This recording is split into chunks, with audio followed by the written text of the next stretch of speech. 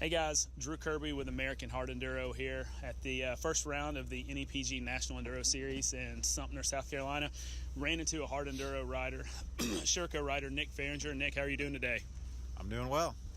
Hey, just wanted to talk to you. I saw you at the Rev Limiter, watched you ride down there. You've done more of the extreme enduros, I think, than most guys have.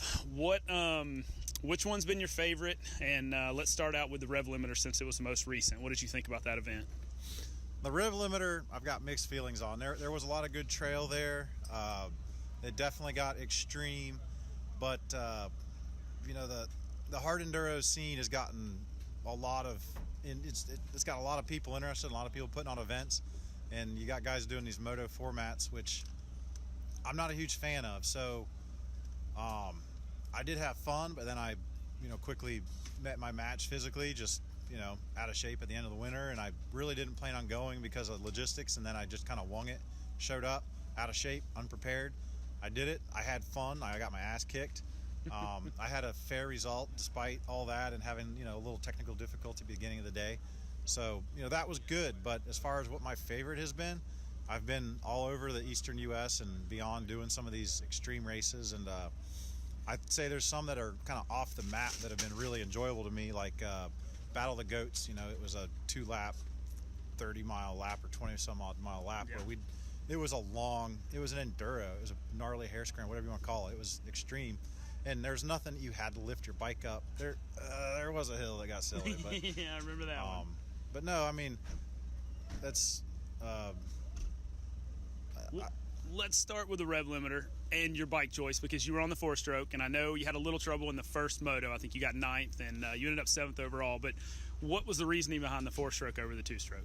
It's the only bike I've got, and to be honest, I made a switch to the 4-stroke at the end of last season because I thought, Sherco was pushing me to ride it, but they said whatever you're most comfortable on, but we encourage you to try the 4-stroke. Just try it.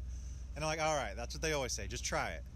But I really enjoyed it. It's lighter, more planted. It's got totally usable power. And it's a 300 4-stroke. So I rode it at the Ozark 100 last year and battled with Ashburn on it. We had a hell of a battle, a lot of fun, and so I wasn't scared to ride it at the Rev Limiter. It's got a overflow, coolant catch tank and a cooling fan, and it is no heavier than the 2-stroke. It's actually lighter. So I rode it willingly, and it was a good weapon. I think I was the only one in the main event on a 4-stroke. I did not see many out there, especially that made it to the Sunday races for sure. So another race I want to talk to you about, you went up to Michigan. I think it was the Mad Moose. It's hard enduro. It's going to be a qualifier this year for the TKO. I don't know anybody else who went. What were your thoughts on that race? How was it? Something you enjoyed? I love northern Michigan, Marquette. I've been racing there for years doing regular enduros, so I was stoked to go. They had a good purse, which was nice. Weather was great. The course was very fun. It was unique to any other extreme enduro because the terrain was so different. There's a lot of flat, sandy areas, but you wouldn't expect it, but they do have elevation, hills, and some ruggedness. There's rock features that I've never seen racing up there all my time, and it's just, they put together some real fun trail, but it was a 3-moto format, and the longest loop was 8 miles. So I drove 12 hours, which there's not many people that can get there in less than 12 hours. Heck no. And they only had, less than 30 miles of trail for us. So my mile per mile ratio drive to ride, I was disappointed, but the fun factor was high. So I did the main event 8-mile extreme loop a second time, and I still lapped up to like 10th place. Well, the only video I saw was a big rock drop that some dudes were just ghost riding their bike off of. You remember that? Was it anything memorable? The panty dropper. Is that the name of it? Yeah.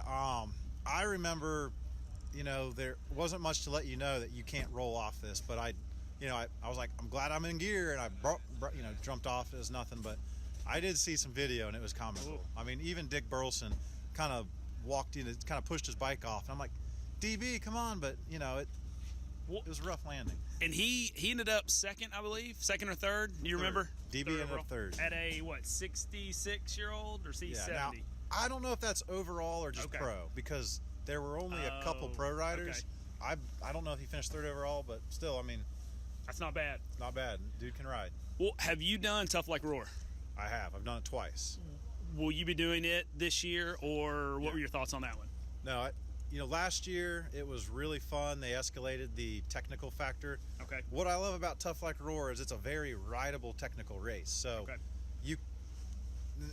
rideable is a relative term. To me, it's like I want a challenge, but I want to be able to keep riding. Yeah. And not everybody has the same skill set, but I like it when it matches my skill set, where I can ride it, and then it's like, well, how well can I ride this to pass guys? And the last year I went, the previous year, it turned into kind of a fast race. This year it was a little more grueling, and again, I got my butt kicked, but I was like, I want to do better at this next year because it was so fun.